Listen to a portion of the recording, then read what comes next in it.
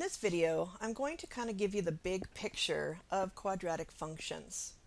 So far, you have learned how to solve quadratic functions, and you may have even learned how to graph quadratic functions.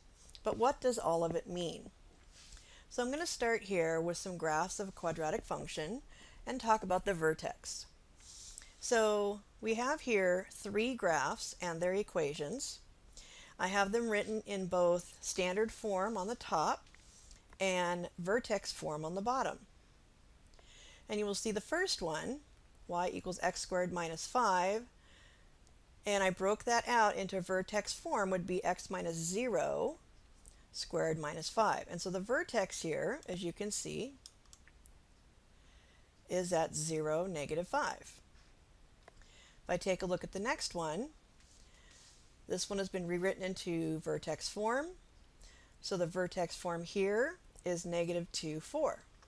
So we can get that from this form of the equation much easier than we can from the standard form. Now, here is another one. The vertex of this particular one is positive 4, 1, and there's the vertex of that one.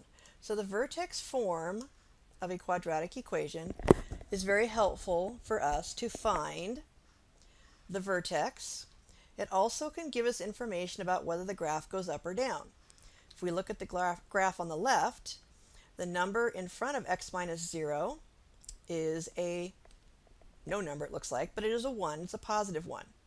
And in positive numbers, the graphs open up. In this middle graph, the number in front of the x plus 2 is a negative, and that information tells us that the graph goes down. And on the right, again, we don't have a number there, but it's positive 1, so the graph opens up. So vertex form gives us those two pieces of information. Now the y-intercept. When it comes to the y-intercept of a graph, the standard form is much easier. Because again, if you think about the y-intercept, it's when x is 0. So if I plug in 0 for x, say in x squared minus 5, the y-intercept is minus 5. In the second one, if I plug x in, I'm going to get the last term to be 20 over 9. And you can kind of see right here, because it's almost a little over 2, and that's where the y-intercept is. And the one on the right, if I make x 0, the y-intercept is 17, which unfortunately is off the graph, so you can't really see. But y-intercepts are found easier with standard form. Now, quadratic functions will have a y-intercept, but not necessarily x-intercepts. Again, take a look at the graph on the left, and you see we have two x-intercepts. The one in the middle, we have two x-intercepts.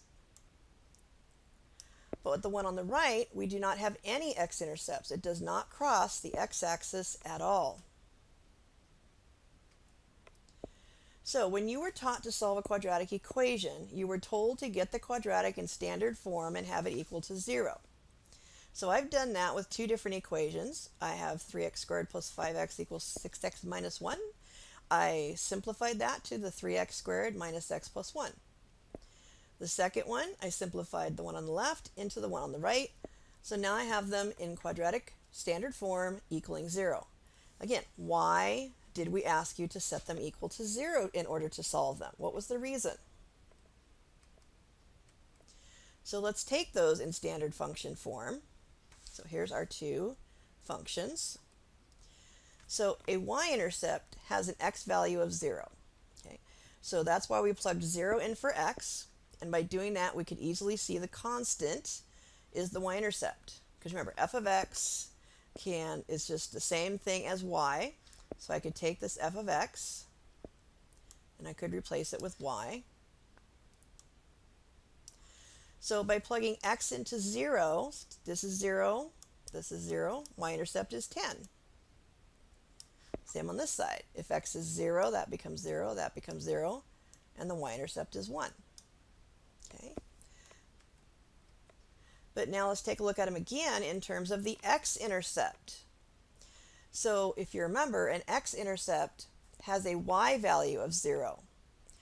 Again, f of x is simply another way of writing y. So you can see by plugging in 0 for y, we are basically getting it set up to solve for a quadratic. So when you are solving a quadratic equation, what you are doing is finding the x-intercepts of its graph. That's what you're doing. So here's one. It has x-intercepts, 2x squared minus 12x plus 10. Now this one over here, sorry about the drawing, couldn't quite get it in the program. This one doesn't have any x-intercepts, okay? But we can determine if there will be x-intercepts by using the quadratic function, not quadratic equation. Sorry about that. Should be formula.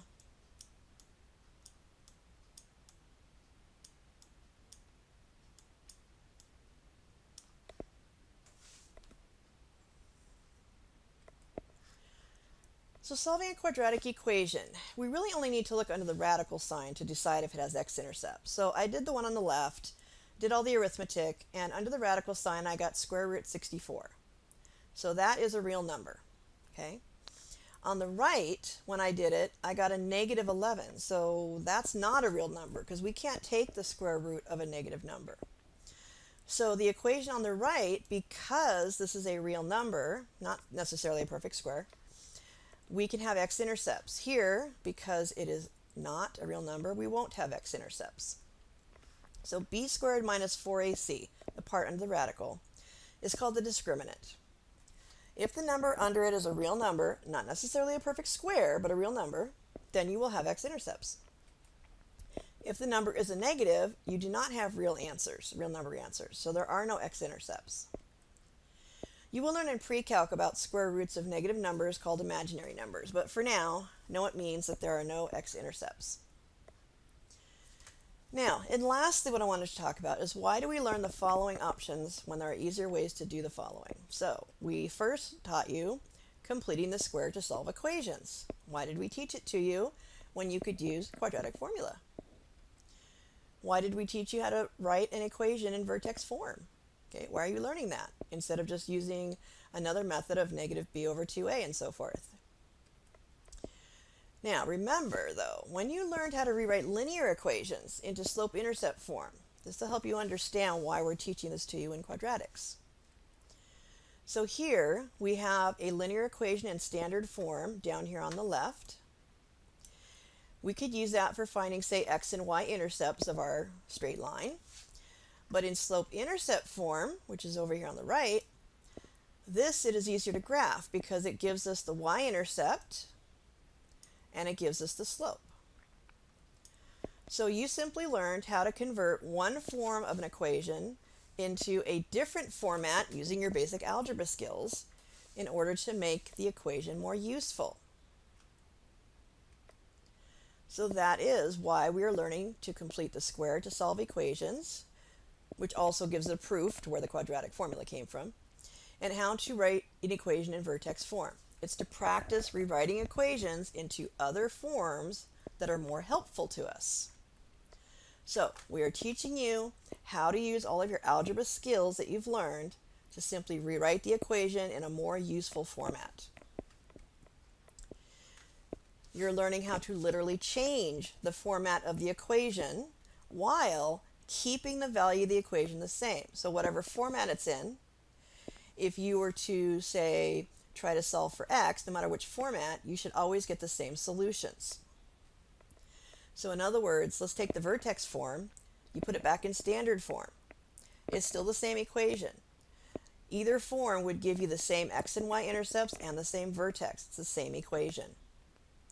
And this is a skill you'll run into in your future STEM classes. So this idea of being able to use your algebra, manipulate equations into another form so that you can get more and better information is something that you're going to be working with. So that's kind of the roundabout way of saying, here's why you're learning it. So I hope this helped with giving you the big picture of some of the key concepts in quadratics so you have at least an idea of why you're learning it and what they're for.